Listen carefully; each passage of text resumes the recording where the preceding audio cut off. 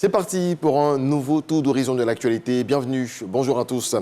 Le vice-président de la République, Timokomele Kone, représentant le chef de l'État, Alassane Ouattara, au 4e sommet du Forum sur la coopération sino-africaine à Beijing, prépare ce vendredi à l'ouverture officielle du dialogue tripartite de haut niveau Chine, Afrique, UNESCO sur l'éducation et le patrimoine culturel. Timokomele Kone a eu des rencontres avec plusieurs personnalités. C'est ce que nous apprend Alexis Ouedraogo. Le dialogue de haut niveau Chine-Afrique-UNESCO avait pour thème promouvoir conjointement le développement de l'éducation et la protection du patrimoine culturel en Afrique. Occasion pour le vice-président d'interpeller les États sur la nécessité de bâtir des systèmes éducatifs porteurs de progrès et incarnant les valeurs culturelles de nos sociétés. Nous devons surtout œuvrer au renforcement du binôme éducation-culture afin que le patrimoine culturel de nos pays trouve sa place et sa valeur dans les jeunes générations. Ce n'est qu'en unissant nos forces que nous pourrons transformer ces discussions en actions concrètes et construire un avenir où l'éducation et la culture constituent de véritables piliers de modernisation assumés par nos sociétés. Dans le cas particulier de la Côte d'Ivoire, le vice-président a indiqué la force de la coopération internationale avec l'exemple des États généraux de l'éducation nationale en Côte d'Ivoire qui ont permis de moderniser les méthodes d'enseignement en intégrant des technologies numériques.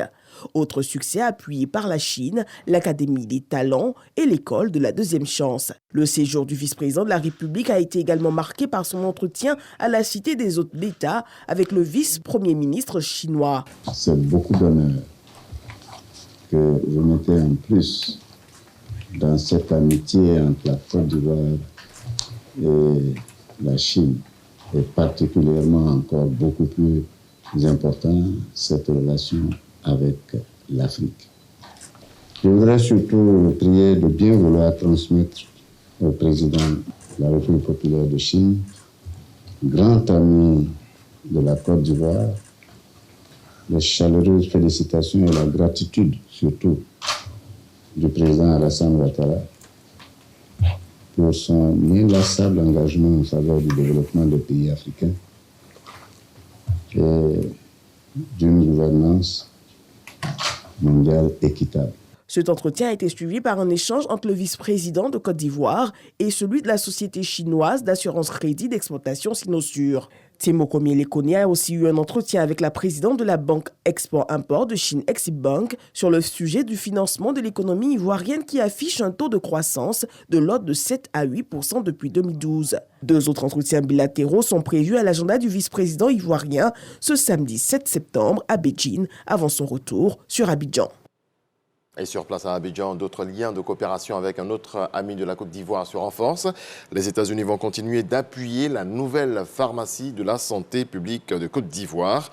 L'ambassadeur des États-Unis d'Amérique en Côte d'Ivoire, Jessica Davis-Ba, l'a réaffirmé ce jeudi après une visite à la NPSP. Léon Brou. L'ambassadeur des États-Unis à la nouvelle pharmacie de la santé publique, en abrégé NPSP. Centre d'intérêt de cette visite de travail en présence du ministre en charge de la santé, l'entrepôt d'approvisionnement, de stockage et de distribution, fruit du projet d'approvisionnement des produits de santé, en abrégé LHSPLA.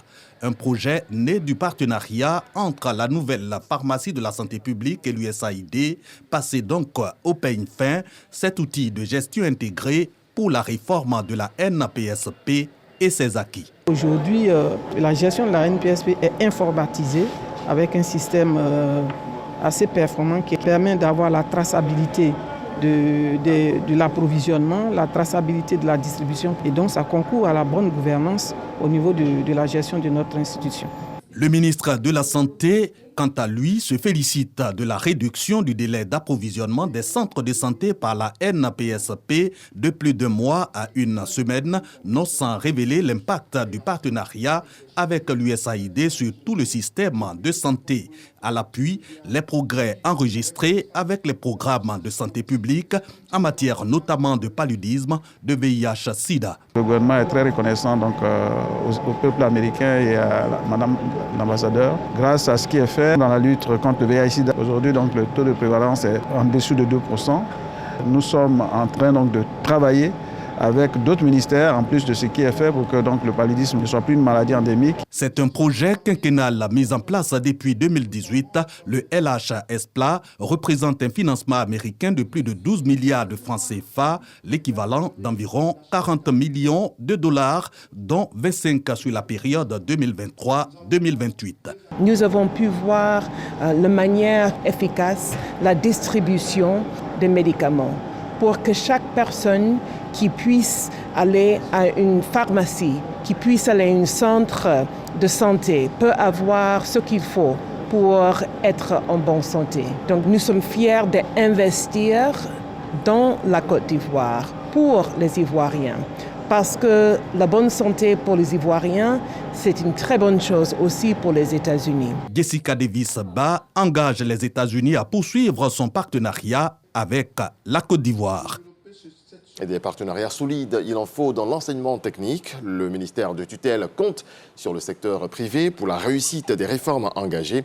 Cela a été rappelé jeudi dernier lors de la rentrée solennelle de l'année scolaire 2024-2025 du ministère de l'enseignement technique, de la formation professionnelle et de l'apprentissage. Joël Mambou, Issa Tionayo. Rentrée solennelle du ministère de l'enseignement technique, de la formation professionnelle et de l'apprentissage au lycée technique de Cocody. Occasion pour le ministre Kofi Nguessan de dresser le bilan de l'année écoulée. L'année dernière, nous avons eu 100% de réussite au baccalauréat industriel.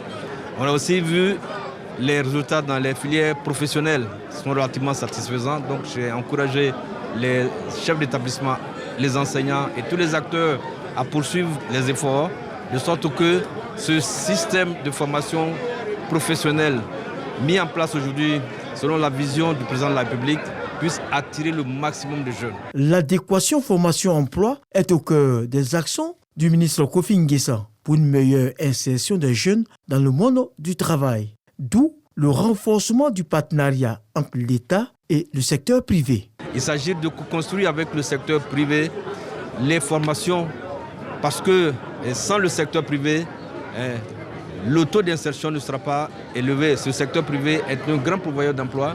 Donc l'idée c'est de poursuivre ces discussions et c'est la raison pour laquelle, avec l'appui du gouvernement et l'appui de nos partenaires, nous allons construire un centre de développement des curricula, c'est-à-dire que les programmes à venir seront élaborés en synergie avec le secteur privé. Message bien perçu par les acteurs du privé. Nous, en tant qu'entreprise privée, notre rôle est d'accompagner ces élèves-là des lycées professionnels à pouvoir les insérer dans le secteur industriel.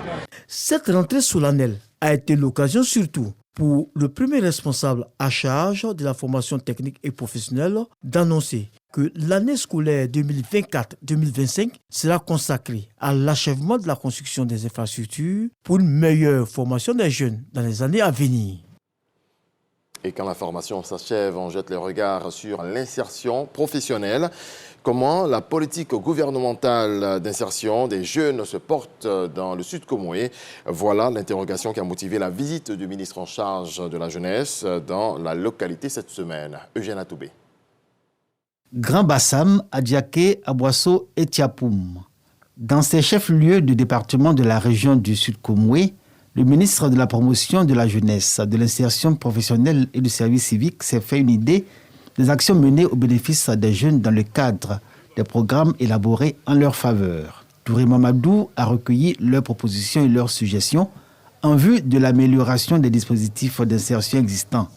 Les jeunes du Sud Comoé ont été instruits sur les modalités et conditions d'inscription à ces différents programmes qu'offre le ministère en charge de leur insertion professionnelle.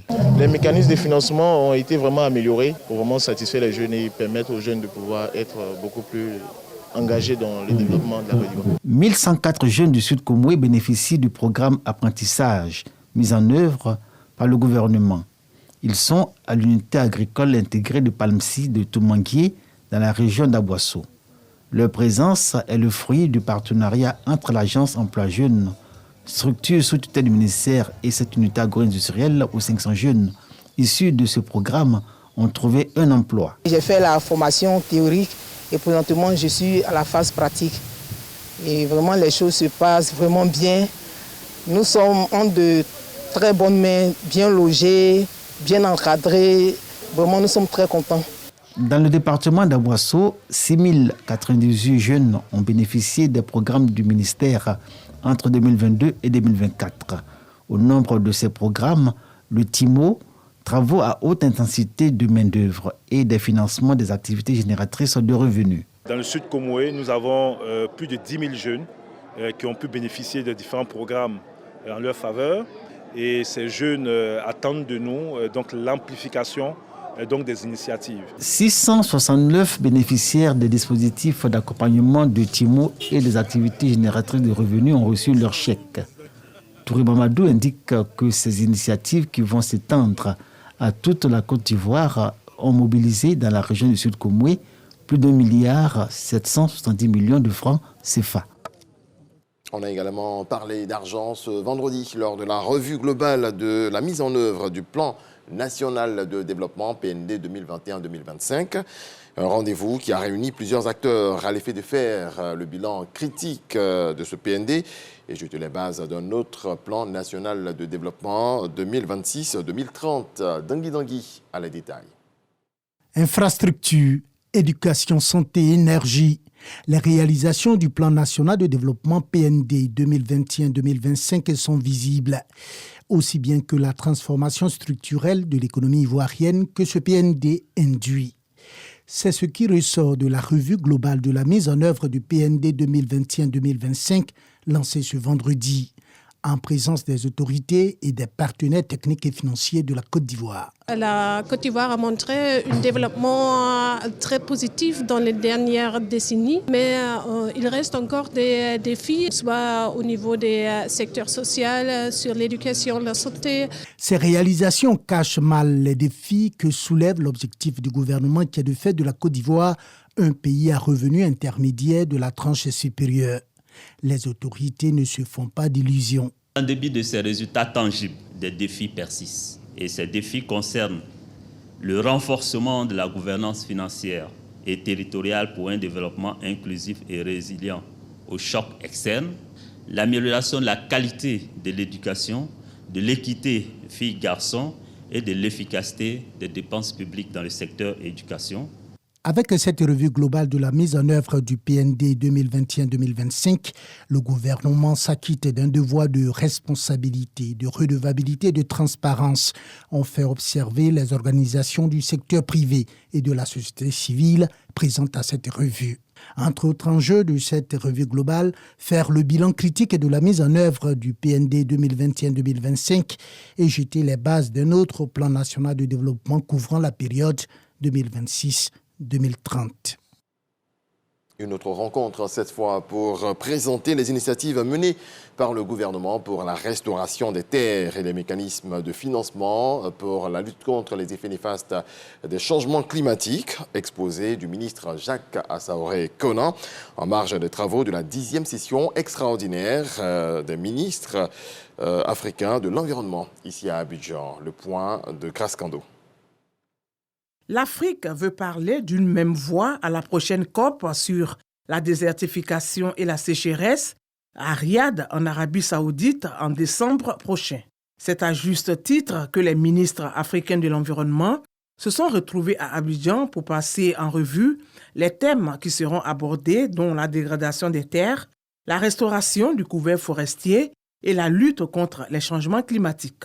À marge des travaux, Jacques Assaoré-Kona fait le point des initiatives. Lors de la COP 15 ici, une des recommandations fortes, c'était de restaurer 1 milliard d'hectares de terres d'ici 2030. Les pays membres de l'AMCEN se sont appropriés cet objectif et chaque État y travaille pour que l'objectif soit atteint. Notre pays s'est engagé à restaurer 20% de son couvert forestier d'ici 2030 et on y travaille. Chaque pays a évoqué son expérience et les meilleures pratiques vont être retenues pour être implémentées et pour que nous puissions atteindre les objectifs qu'on recherche. La question du financement également au cœur de cette rencontre. Les pays du Sud n'ont pas les moyens de ces politiques-là. Les promesses ont été faites par les pays du Nord, par exemple, de débloquer 100 milliards de dollars par an pour accompagner les pays du Sud pour mettre en place leur plan d'action climatique. Ces engagements sont plus ou moins tenus, mais il faut aller au-delà de ces promesses et faire appel à des financements innovants. Il y a d'autres possibilités. Les banques centrales se sont rendues compte que le changement climatique peut avoir un impact sur la gestion de la monnaie. Donc la Banque centrale s'est engagée à mettre en place des mécanismes pour pouvoir permettre aux États de financer l'action climatique. La Convention des Nations Unies sur la lutte contre la désertification et le Programme des Nations Unies pour l'environnement s'engagent à soutenir la conférence ministérielle africaine sur l'environnement.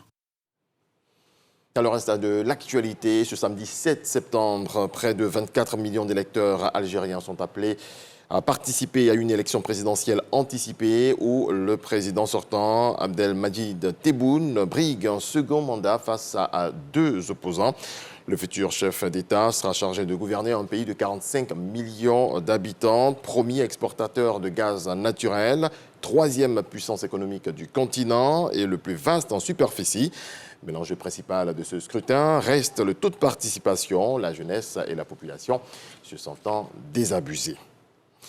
On termine avec du football éliminatoire CAN 2026 au Maroc. Première journée, la Côte d'Ivoire a souffert à Bouaké avant de se débarrasser d'une teigneuse Zambie. 2-0 au score final.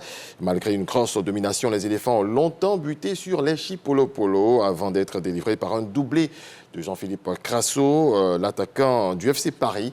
Les éléphants de Côte d'Ivoire seront au Tchad mardi prochain pour le compte de la deuxième journée. Merci à vous tous de nous avoir suivis. Très belle journée. Dieu nous garde.